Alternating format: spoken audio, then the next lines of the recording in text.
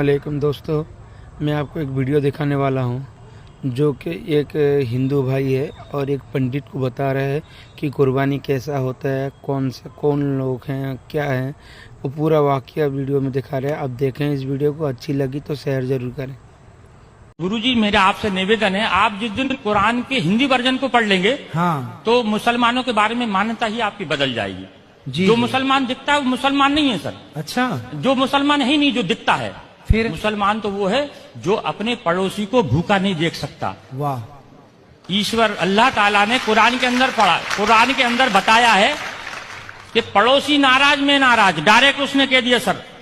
कुरान की एक आयत में है कि तेरा पड़ोसी नाराज में नाराज। जी, अगर इस बीच अगर तेरा पड़ोसी नाराज है तो तू तेरे द्वारा किया गया पूजा पाठ वो मैं कबूल नहीं करूंगा, तेरे सर से ऊपर नहीं उठाऊंगा। मतलब मानव जाति की सेवा सबसे बड़ी सेवा सबसे बताई बड़ी कुरान में। ये आइडेंटिटी है। जी जी।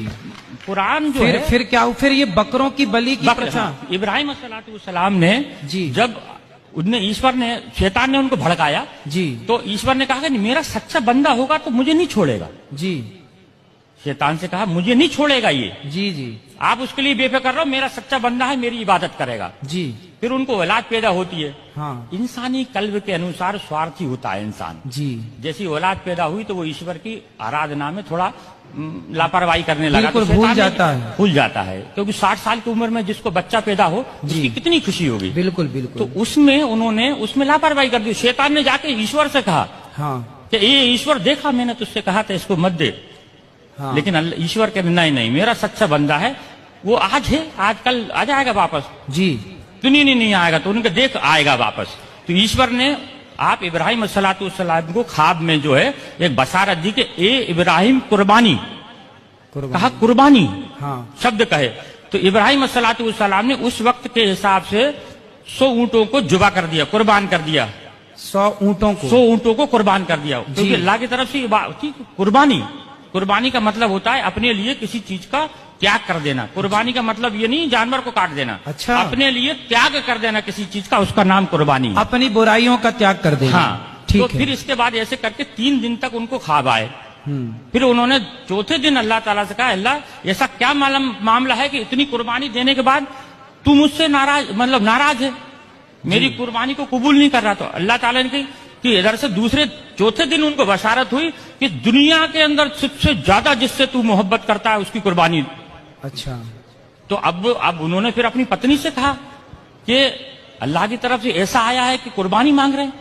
फिर अल्लाह ताला ने, उसकी बीवी ने समझाया, आपकी बीवी ने समझाया कि आप सबसे ज्यादा किससे मोहब्बत करते हैं। तो कहने लगे कि मैं अपने बच्चे से मोहब्बत करता हूं। तो उन्होंने कहा कि आप इसी की कुर्बानी मांग रहे हैं। अच्छा, ईश्वर उनसे कुर्बानी मांग रहे हैं। जी, जी, तो फिर आगे ये होता है कि ये बात दोनों मियाँ बीवी करते हैं। तो इस्माइल सलाम जो रहते हैं वो सुनते रहते हैं। 5 साल की उम्र होती है उनकी। जी, 5 साल का बच्चा थोड़ा समझदार हो जाता है। ठीक है। और आप तो नबी थे इस्माइल सलाम। जी, जी, तो ये बीबी से कहते हैं कि इसको नहला धुला के कंप्लीट करना और इस एक रस्सी, कपड़ा और छुरी मेरे झोले में रख देना और इनको नहला धुला के मैं घर में कुर्बानी करूंगा तो ये रोएगा, गड़गड़ाएगा, तुम्हारे भी आंसू बहेंगे, इसको मैं जंगल में ले जाके कुर्बान करूंगा इसको मैं। जी, जी, तब इब्राहिम सलाम इस्माइल सलाम को सुबह देखते हैं, तो उठ के देखते हैं तो इस्माइल सलाम पहले से तैयार है।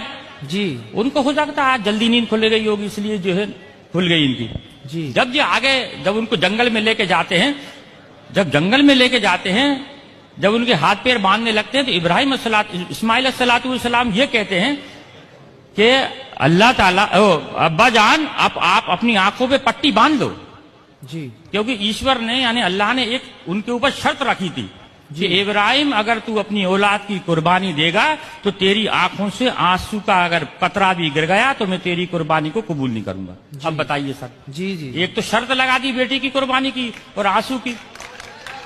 उसमें फिर आगे जाके जब वो पट्टी बांधते हैं, हाँ, पट्टी बांधने के बाद में उनको ऊपर जब छुरी फेरते हैं, जी, जब छुरी फेरते हैं तो छुरी चलना बंद हो जाती है। अच्छा, क्योंकि छुरी भी दुनिया के अंदर ईश्वर की मोहताज है।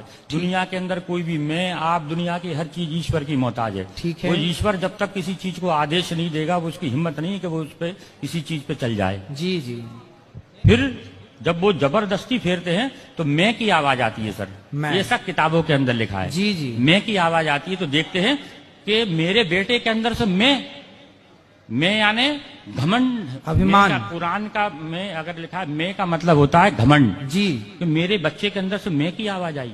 जी। तो वो जब कपड़ा हटाते हैं तो देखते हैं कि एक जो है भेड़ का बच्चा है जो नीचे पड़ा हुआ है और इस्माइल सलाम दूर खड़े हैं। अच्छा सिर्फ ईश्वर की परीक्षा थी वो, जी, मकसद था सिर्फ परीक्षा लेना। परीक्षा लेना। अब वो पूछते हैं इस्माइल से, अल्लाह से पूछते, अल्लाह आपने एक तो ये कटवा दिया, हाँ। आपने परीक्षा ली, जानवर का क्या करना है?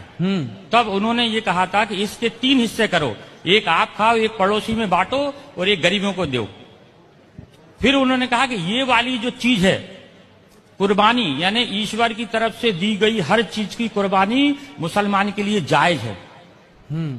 तो उसकी इस चीज को, उस घटना को याद करने के लिए लोग बकरा ईद पे कुर्बानी करते हैं। बकरा खाना मकसद नहीं है, हाँ। या बकरा काटना मकसद नहीं है जी। मकसद है सर सिर्फ उस चीज को याद करना कि अब बाप ने अपने बेटे की कुर्बानी सिर्फ ईश्वर के कहने पे दी, ये मकसद है सर।